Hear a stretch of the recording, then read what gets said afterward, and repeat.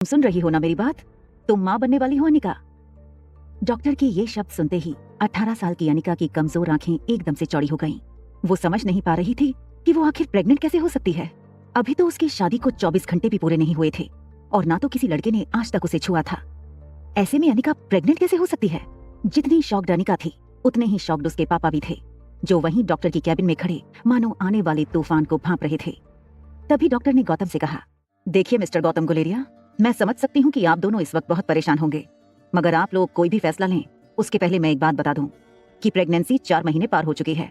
So abortion is out of question. Anika को लग रहा था कि हो ना हो डॉक्टर से जरूर कोई गलती हुई होगी, इसलिए नर्स के सहारे खड़े होते हुए कमजोर अनिका ने थोड़ी ताकत जुटाकर डॉक्टर को डांट दिया, ये आप क्या कह रही हैं? ये नामुमकिन है। लेकिन डॉक्टर कुछ बोले उसके पहले ही गौतम गुस्से से तिलमिलाकर अनिका के पास आए और उसे जोर से थप्पड़ मार दिया। इसका जवाब डॉक्टर को नहीं, तुम्हें देना है बेशरम। अक्सर कार की बैक सीट पर बैठने वाले गौतम आज अनिका को पीछे बैठाकर खुद ड्राइवर के साथ वाली सीट पर बैठ गए थे, मानो ऐसा करके वो अनिका को अपनी नाराजगी जता रहे हों। अनिका जानती थी कि एक बेटी होने के नाते आज उसने अपने पिता को दुनिया का सबसे बड़ा दुख दिया था, एक बिन ब्याही माँ बनकर। इतना दुख उन्हें अनिका की माँ के गुजरने पर भी नहीं हुआ होगा। लेकिन ये सब जानते हुए भी अनिका फिलहाल कुछ भी करने के लिए फिजिकली या मेंटली सक्षम नहीं थी। उसका शरीर कार की बैक सीट पर कमजोरी के साथ साथ शर्म से मानो जम गया था। मनाली भारत का बेहद खूबसूरत शहर है। यहाँ देश विदेश से आए टूरिस्ट के कारण शहर में रौनक लगी रहती है, मगर अनिका को ऐसा लग रहा था मानो आज मनाली का हर इंसान उसे सवालिया नजरों से बस एक ही सवाल पूछ रहा हो कि आखिर कौन है इस बच्चे का बाप। लेकिन इसका जवाब तो अनिका के पास भी नहीं था। वो बस नम आंखों से एक ही बात सोची जा रही थी कि जब आज तक उसे कभी किसी लड़के ने छुआ तक नहीं, तो वो प्रेग्नेंट कैसे हो सकती थी। अनिका इसी उधेड़बुन में थी, तभी उसकी कार उसके घर के बहुत ही बड़े लेकिन पुराने और जंग लगे गेट में एंटर होती है। गुलेरिया हाउस ब्रिटिश के जमाने का मकान था। कहा जाता था यहाँ इंग्लैंड के अधिकारी वेकेशन मनाने आते थे।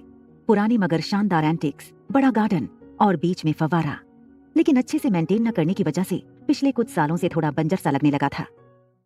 गौतम ने घर में एंटर होते ही अनिका के रिपोर्ट्स को गुस्से से सोफे पर फेंका और अपने सर पे हाथ रखकर एक गुर्राते हुए शेर की तरह हॉल में इधर से उधर टहलने लगे। अनिका कमजोर शरीर और भारी कदमों से गौतम के पीछे पीछे घर में दाखिल हुई। आज अनिका को उसका शरीर रोज के मुकाबले कुछ ज्यादा ही भारी लग रहा था। वैसे अनिका का वजन उसकी उम्र की लड़कियों से कम 3 गुना ज्यादा था। गोल मोटा सा चेहरा, मोटा पेट और ठुड्डी इतनी वजनदार कि अनिका की पूरी गर्दन छुप जाती। 120 किलो की अनिका की तुलना अक्सर लोग अनाज की भरी हुई बोरी से करते, लेकिन अनिका का शरीर जितना मोटा था उसकी शक्ल उतनी ही मासूम और क्यूट थी।